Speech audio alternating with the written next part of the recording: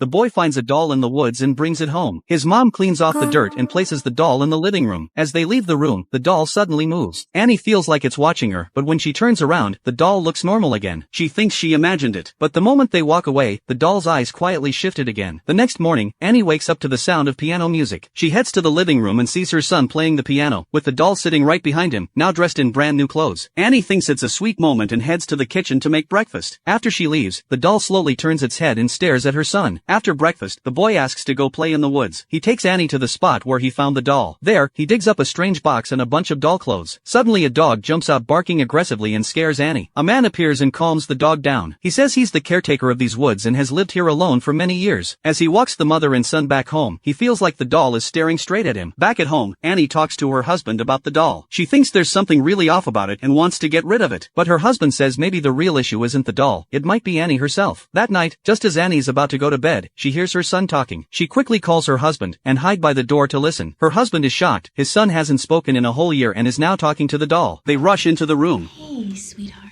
We were just outside and we thought we heard you talking. The boy doesn't respond to them with words, but instead writes things down on paper. Even though he's not fully speaking yet, they see this as a huge step forward. Overjoyed, they decide to keep the doll, hoping it might help their son recover his speech. But from then on, strange things start happening in the house. One night, Annie hears footsteps outside. She cautiously goes out to check, only to find the doll sitting there alone. Suddenly, a man in black appears and grabs Annie by the neck. She struggles until her husband shows up and tells her she was just sleepwalking. Still shaken, Annie rushes to find her son. She sees him crouched on the floor, and when she calls out to him, he suddenly turns his head, with a mask on his face. Annie jolts awake. It was a dream within a dream. She hurries to her son's room and finds him sleeping peacefully. The doll is sitting quietly on a chair beside his bed. The next morning, the boy brings the doll to the dining table and even serves it breakfast. He's also written a full page of rules about how to take care of the doll. As Annie reads the list, something feels off, because one of the rules says her son must stay with the doll forever. That's when she starts to sense that her son hasn't been the same since he found that doll. But it isn't until she finds his favorite teddy bear torn to pieces that she truly realizes something is seriously wrong with her son.